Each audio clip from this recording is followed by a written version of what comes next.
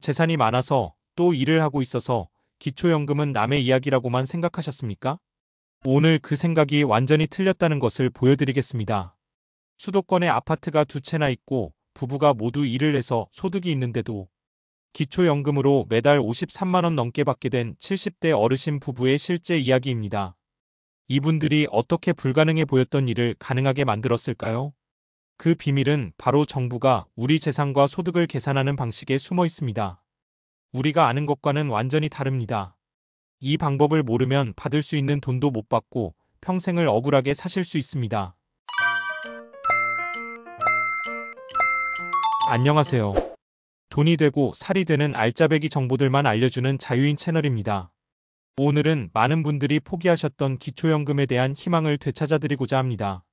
오늘 영상을 끝까지 보시면 왜 동사무소 직원이 안 된다고 말했어도 또 주변 사람들이 불가능하다고 했어도 반드시 기초연금을 신청해야만 하는지 그 이유를 명확히 알게 되실 겁니다. 특히 오늘 들려드릴 70대 택시기사 어르신의 사례를 통해 내 소득과 재산이 실제로 어떻게 계산되는지 그리고 나는 과연 얼마의 기초연금을 받을 수 있을지 직접 확인하실 수 있게 될 겁니다. 평생 모르고 지나칠 뻔했던 내 주머니에 들어왔어야 할 수십만 원을 되찾을 수 있는 중요한 기회이니 꼭 끝까지 집중해서 시청해 주시기 바랍니다. 작년 늦가을 늦은 시간에 택시를 탈 일이 있었습니다. 운전대를 잡으신 기사님은 연세가 지긋해 보이시는 어르신이셨죠. 이런저런 이야기를 나누다 제가 조심스럽게 여쭤봤습니다. 어르신, 혹시 기초연금은 받고 계신지요? 그러자 어르신께서는 허허 웃으시며 손사래를 치셨습니다. 에이, 내가 무슨 기초연금이야. 동사무소 갔더니 재산이 너무 많아서 안 될 거라고 하던데.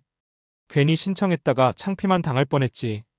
궁금해서 어르신의 상황을 좀 더 여쭤봤습니다. 이야기는 놀라웠습니다. 개인 택시를 하시면서 한 달에 300만 원 정도 버시고 사모님도 아직 일을 하고 계시다는 겁니다. 거기다 수도권에 아파트가 두 채나 있고 매달 60만 원 가까운 국민연금까지 받고 계셨습니다. 이 정도면 누구라도 나는 기초연금 대상이 아니겠구나 하고 지레짐작할 만한 상황이었죠.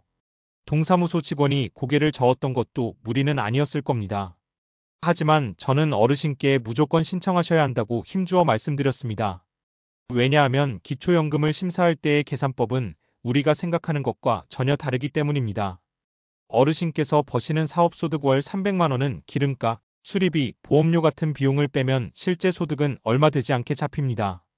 사모님의 근로소득 역시 나라에서 기본으로 110만 원을 빼주고 거기다 남은 금액의 30%를 추가로 더 빼줍니다.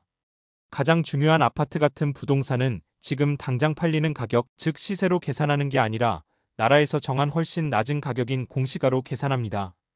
거기에다 또 기본적으로 공제해주는 금액도 있고요. 제 설명을 들으신 어르신의 눈빛이 흔들리기 시작했습니다. 정말인가? 그럼 나도 지금 신청하면 받을 수 있는 건가? 저는 충분히 가능성이 있다고 그동안 선정 기준액도 많이 올라서 어르신들께 더 유리해졌다고 말씀드렸습니다. 택시에서 내리기 전 제 명함을 드리며 나중에라도 어르신의 소득과 재산 내역을 알려주시면 제가 직접 검토해드리겠다고 약속했습니다. 며칠 뒤 정말로 어르신께 메일 한 통이 도착했습니다. 이제부터가 진짜 중요한 내용입니다. 이 어르신 부부가 어떻게 월 53만 원의 기초연금을 받게 되셨는지 그 과정을 하나하나 함께 따라가 보겠습니다. 여러분의 상황과 비교해 보시면서 들으시면 큰 도움이 될 겁니다. 먼저 기초연금을 받으려면 소득 인정액이라는 것이 나라에서 정한 기준보다 낮아야 합니다. 말이 좀 어렵죠? 쉽게 말해 정부가 인정하는 우리 집 월 소득이라고 생각하시면 됩니다. 이 소득 인정액은 두 가지를 더해서 만듭니다. 하나는 월급이나 연금 같은 실제 소득을 계산한 소득 평가액이고 다른 하나는 집이나 예금 같은 재산을 소득으로 환산한 재산의 월소득 환산액입니다. 자, 그럼 어르신 부부의 소득 평가액부터 계산해 볼까요? 남편인 어르신은 개인 택시로 월 300만 원, 사모님은 직장에서 월 160만 원을 버셨습니다. 그리고 국민연금으로 59만 원, 은행 예금 이자로 약 29만 원이 들어오고 있었죠. 월 300만 원이면 소득이 꽤 많아 보입니다. 하지만 정부는 여기서 사업에 필요한 경비를 무려 90.7%나 빼줍니다. 300만 원의 90.7%인 272만 원 정도를 비용으로 인정해 주는 겁니다. 그러니 남편의 사업소득은 300만 원이 아니라 고작 27만 9천 원으로 계산됩니다. 정말 놀랍지 않습니까? 사모님의 근로소득 160만 원은 더 극적입니다. 먼저 기본으로 110만 원을 무조건 빼줍니다. 남은 50만 원에서 또 30%인 15만 원을 추가로 빼주죠. 그러니 사모님의 월급 160만 원은 소득으로 35만 원만 잡히는 겁니다. 반면 국민연금 소득 59만 원은 안타깝게도 공제 없이 그대로 다 계산됩니다. 예금 이자 소득은 월 4만 원을 기본으로 빼주고요. 결국 이 부부의 한 달 소득 평가액은 남편 사업소득 27만 9천 원, 부인 근로소득 35만 원, 남편 연금소득 59만 원, 이자, 소득 25만 2천 원을 모두 더한 147만 1천 원이 됩니다. 부부가 합쳐서 월 500만 원 넘게 버는 것처럼 보였지만 정부의 계산법을 거치니 147만 원으로 크게 줄어들었습니다. 이제 더 중요한 재산 계산으로 넘어가 보겠습니다. 많은 분들이 여기서 포기하십니다. 어르신 부부는 살고 있는 아파트 한 채, 전세를 준 아파트 한 채, 그리고 영업용 택시와 은행 예금 1억 원을 가지고 계셨습니다. 이 재산들을 현재 시세로 따지면 11억 원이 훌쩍 넘습니다. 이러니 누가 감히 기초연금을 신청할 생각을 했겠습니까? 하지만 기적은 여기서 일어납니다. 정부는 시세가 아닌 공시가로 재산을 계산합니다. 살고 계신 아파트의 시세는 5억 5천만 원이었지만 공시가는 2억 9천100만 원에 불과했습니다. 전세 놓은 아파트 역시 시세는 4억 3천만 원이었지만 공시가는 2억 800만 원이었죠. 재산 가치가 거의 반토막이 난 셈입니다. 이렇게 계산하니 11억이 넘던 재산은 총 6억 1,900만 원으로 줄어들었습니다. 제 부탁 하나만 들어주실 수 있으실까요? 혹시 구독이 되어 있는지 지금 한 번만 확인해 주세요. 우리 자유인 채널은 앞으로도 어르신들에게 도움이 되는 정보를 최대한 빠르게 만들고 싶습니다. 그리고 여러분이 도울 수 있는 방법은 몇 초만 시간을 내어 아래로 스크롤하여 댓글을 남기고 이 비디오에 좋아요를 누르고 아직 구독하지 않으셨다면 구독하고 이 비디오를 SNS에 공유하거나 단체톡 같은 친구들의 모임에 공유하는 것입니다. 정말로 여러분의 몇 초가 생각보다 훨씬 더 큰 도움이 됩니다. 감사합니다. 여기서 끝이 아닙니다. 정부는 또 공제를 해줍니다. 이 어르신은 중소도시에 사셨기 때문에 기본 재산액으로 8,500만 원을 빼주고 금융재산에 대해서도 2천만 원을 추가로 빼줍니다. 거기다 부채, 즉 빚도 빼주는데요.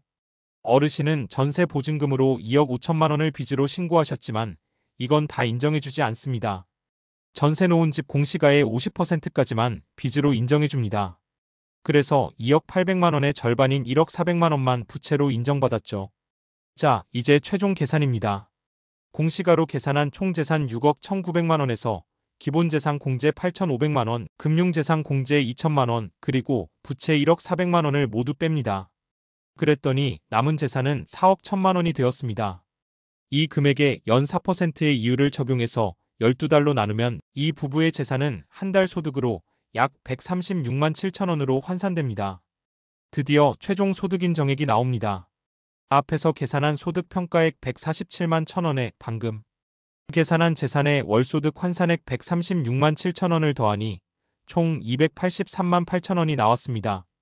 2024년 부부 가구의 기초연금 선정 기준액은 340만 8천 원이었는데요. 어르신 부부의 소득 인정액이 기준액보다 무려 57만 원이나 적었던 겁니다. 이 부부는 기초연금을 받을 자격이 충분했던 거죠. 이 결과를 알려드리자 어르신은 믿을 수 없다는 듯 몇 번이고 되물으셨습니다.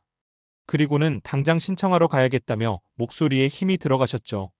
12월에 신청하면 내년 1월 말에 12월분과 1월분 두 달치를 한꺼번에 받을 수 있다는 팁도 알려드렸습니다.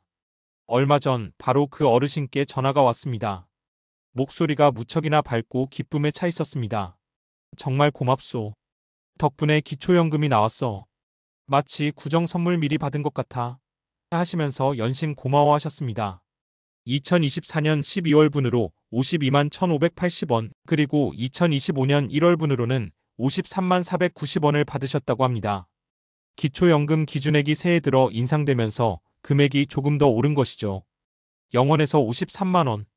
이것은 단순한 돈이 아니었습니다. 평생을 성실하게 살아온 어르신 부부께서 마땅히 누려야 할 권리이자 든든한 노후의 버팀목이었습니다. 어르신께서는 혹시 내년에 아파트 공시가가 오르면 연금이 깎이는 건 아닌지 걱정하셨습니다.